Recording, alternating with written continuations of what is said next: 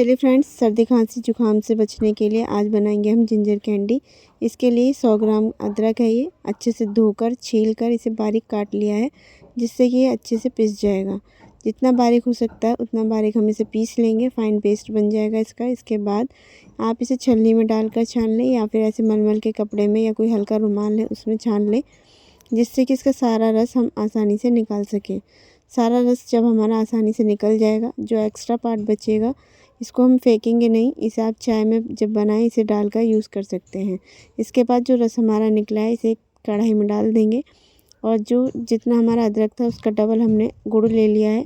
इसे थोड़ा सा काट लिया है, जिससे कि जल्दी मेल्ट हो जाएगा। इसके बाद मीडियम फ्लेम पर इसे लगातार चलाते हुए कुक करेंगे। इसमें आधा चम्मच काली मिर्च का पाउडर और थोड़ा सा इसमें नमक डाल दिया, 1/3 चम्मच। उसके बाद इसे कुक करेंगे और इसका वाटर टेस्ट करेंगे। जब ये पानी में टूटने लगेगा डालने पर, इतना ही हम इसे कुक करेंगे। ये देखिए ऐसे टूटने लगेगा। इसके बाद इसे गैस को ऑफ कर देंगे।